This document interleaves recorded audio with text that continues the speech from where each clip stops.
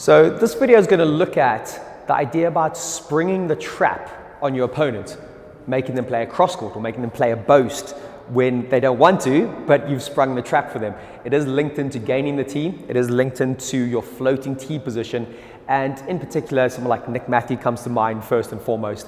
He's made arguably his career on this forehand volley drop. So he tries to maneuver the game around this forehand volley drop. And what I believe he does really well, and even if someone's volleying it, or it might not even feel like that much of a desperate situation, because he moves his tee position and floats it, very much favors that backhand side.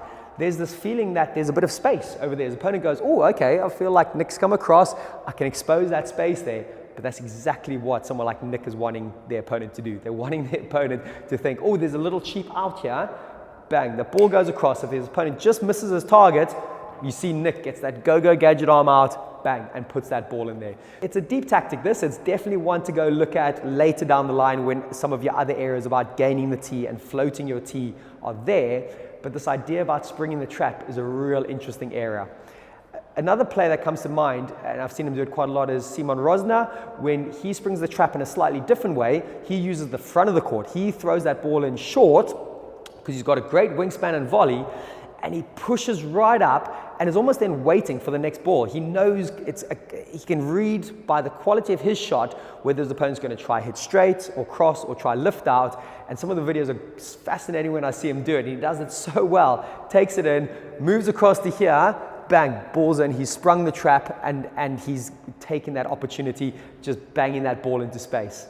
And one other player that comes to mind, and I've seen some great videos of it, Dave Palmer. You know, he was able to put that ball in really short, drop shot, really tight. His opponent would kind of think, right, there's going to be a straight ball here. So Palmer would kind of look for the straight, but then move across and take a volley.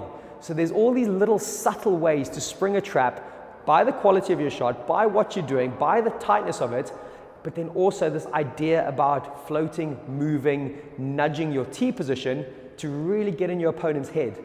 You know, as I said, it is a deep tactic, but it's really worth giving it a go. You know, if you can plant some seeds in your opponent's mind, all of a sudden it just has to happen 2 or 3 times a game, and they start doubting themselves. They start really thinking, wow, this guy's in my head. You know, he's moved across, and he's literally taking balls that I didn't even know I'm going to be playing.